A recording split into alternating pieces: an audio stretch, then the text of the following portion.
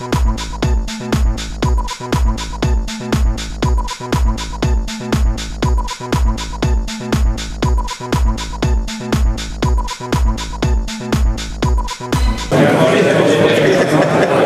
m'a dit que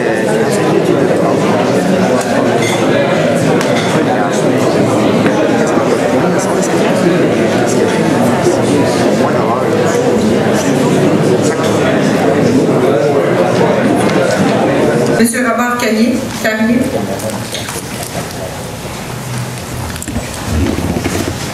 Bonsoir, M. le maire, conseiller. Madame la Présidente, vous allez me permettre là, de déposer certains documents en réponse à ma question de la dernière séance sur le train banlieue de l'Est de Laval, où il m'a été répondu que je n'avais pas défendu ce projet-là. Quand le gouvernement a annoncé en 2006 que l'Est de Laval serait court-circuité par un autre projet passant par Terrebonne et Repentigny. Donc, j'ai préparé une série de documents que je vais remettre pour la connaissance et les dossiers de la Ville. Il s'agit de 2 bulletins parlementaires où je parle amplement de ce dossier-là, qui a été distribué à 42 000 résidences de Laval. Et j'ai 7 articles de journaux aussi dont j'ai copie, où je prenais position. Comprenez que moi, j'étais député fédéral à ce moment-là, et ça n'était pas au niveau fédéral de s'impliquer au niveau des trains de banlieue, mais j'émettais cette position-là à titre de conscience de citoyen impliqué à Laval, que je continue d'ailleurs à défendre. Donc, je ne veux pas entrer dans le débat plus qu'il faut. Je prendrai connaissance de ces documents-là qui confirment mon implication, parce que pour moi, c'était un dossier qui est important et je ne veux pas laisser sous l'impression que tout à coup, je me réveille par rapport à ce dossier-là. La question que je vais poser, j'avais aussi une réponse du maire de solutions alternatives que la Ville avait mis de l'avant parallèlement au train qui était un peu laissé de côté. On parlait du corridor de train de banlieue dans l'axe du boulevard Pinot, que la Ville de Laval a incité pour qu'il se prolonge jusqu'à l'autoroute 440. J'en suis comme étant une bonne solution de transport en commun pour compenser pour le train de banlieue qui n'est pas là. Sauf que cette solution-là avait été aussi promise ou abordée par l'AMD en 2006 lorsqu'elle a annoncé que le train de l'Est de Laval était abandonné. Et ce fameux corridor-là n'est pas encore construit. Et je me demandais si le maire, dans ses discussions, puisqu'il en parlait abondamment à la dernière séance, comme étant une solution intéressante pour le Laval, s'il a eu des confirmations qu'effectivement, c'est un projet qui va se réaliser, et si ça va impliquer justement l'élargissement du boulevard Pineuf pour permettre justement un corridor protégé de transport en commun en plus des voies de circulation automobile, et s'il y a eu une confirmation de date de réalisation de ce projet-là. Parce que c'est beau de parler de projet, mais si après 5 ans d'en avoir parlé, on ne voit pas encore de résultat, je me demande dans combien d'années on pourra le voir. Merci, M. Carrier. Non, je voudrais remercier l'ancien député, M. Carrier, des efforts qu'il a fait pour le train de l'Est. Et je prendrai en considération les écrits qu'il m'a laissés. Ceci étant dit, le corridor de bus à service rapide qui doit être créé sur Pinot, nous avons fait des interventions parce qu'au tout début, ça arrêtait au boulevard. Dans un deuxième temps, le gouvernement dit bon, je vais aller jusqu'à la Concorde. Dans un troisième temps, nous y avons dit à Concorde, nous ne sommes pas équipés pour être capables d'accueillir les automobilistes qui viennent d'un peu partout et les convertir en usagers du transport en commun. On n'est pas pour défaire un milieu qui est déjà bâti pour créer des stationnements statifs. Nous les avons donc convaincus de se déplacer, d'aller plus loin sur la 25. Et évidemment, à la hauteur de la montée Saint-François, nous possédons certains terrains, le pénitencier à certains terrains excédentaires, et c'est l'endroit qui a été choisi. Donc nous sommes ceux qui avons été considérés en dernier, mais par contre nous sommes ceux qui avons tout fait nos travaux, et actuellement, à la main, comme une grande partie qui lève jusqu'à peu près à la hauteur de Jean-Talon, tout est réglé. L'AMT a certaines difficultés avec certains arrondissements plus au sud qui souhaiteraient obtenir d'autres éléments dont je ne suis pas au courant. La dernière discussion que j'ai eue avec la députation de même qu'avec l'AMT m'indique que si jamais parce que le projet est prêt à partir entre Laval et à peu près Jean-Talon. Si jamais le temps se perdure et les arrondissements au sud de Jean-Talon n'arrivent pas à prendre une décision, nous avons obtenu l'assurance que le gouvernement lancerait la première phase des travaux, c'est-à-dire à partir de Laval, au moins jusqu'à Jean-Talon. Ce qui déjà donnerait un premier indicateur qui a une volonté très ferme de réaliser.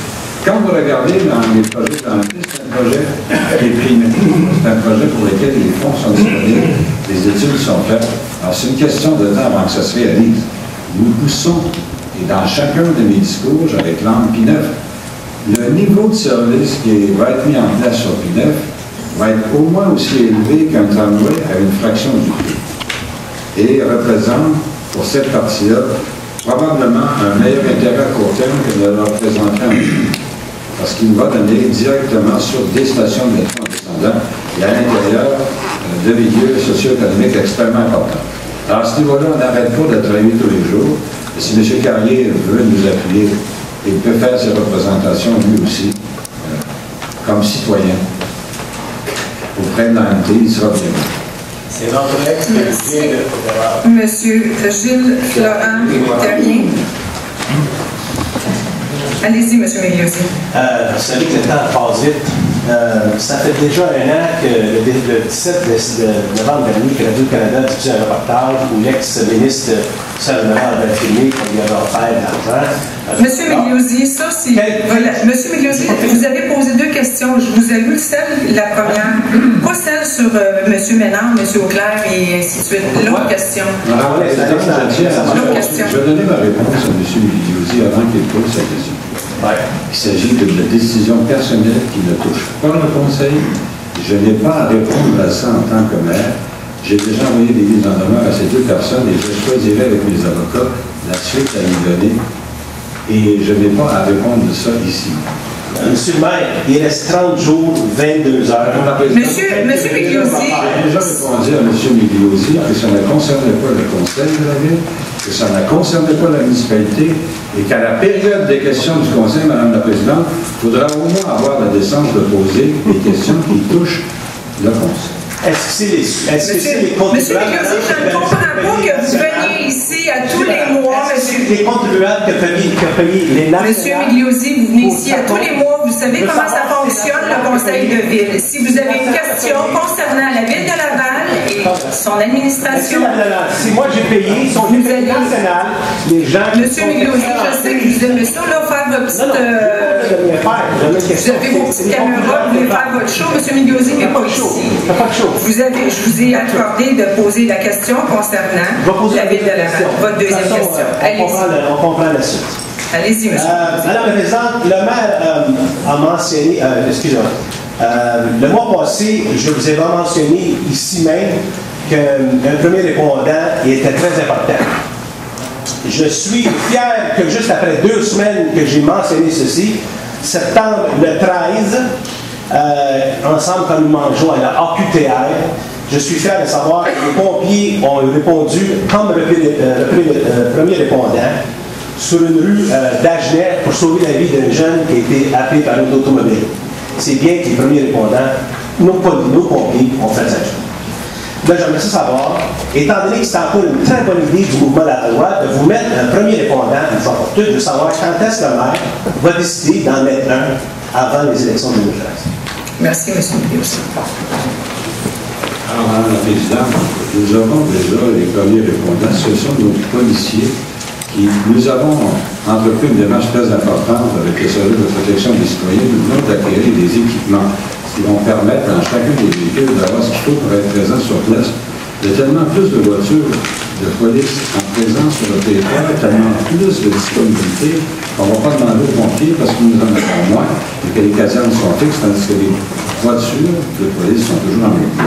Alors, je sais qu'il a demandé ça il y a 15 jours. Ça fait plusieurs années qu'on travaille là-dessus et il n'a pas à s'inquiéter. Ça sera réglé très longtemps avant les élections. Qu'on va voir le premier répondant, c'est ça que vous dites? Monsieur André. Je n'ai pas compris. Est-ce qu'elle dit qu'il va voir le premier répondant avec les pompiers? Je vous ai interprète mes réponses. Je les ai données. Je lui ai indiqué que ce serait la police.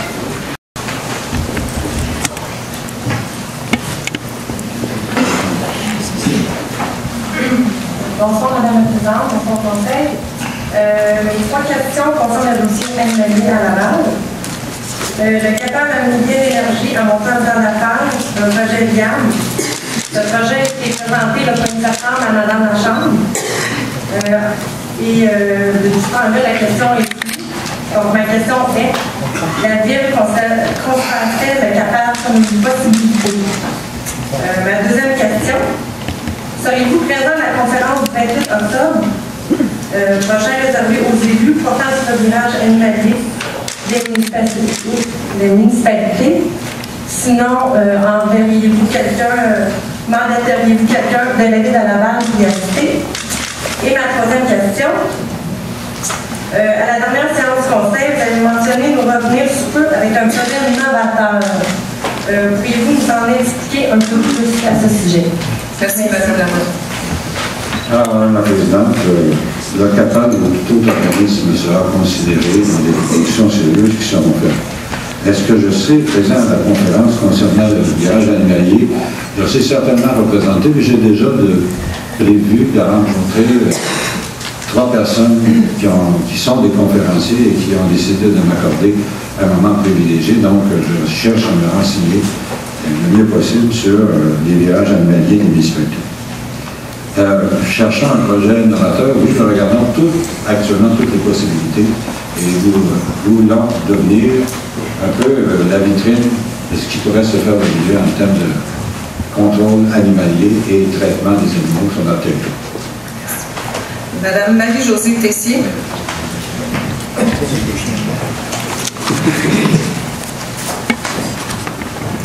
Bonsoir, Monsieur le maire. Vous avez récemment engagé les services de consultante concernant le dossier animalier à Laval. Je voudrais savoir quelle est l'expertise exacte de Mme Tassé, quelle est la durée de son mandat et combien les services de Mme Tassé coûtent à la Ville.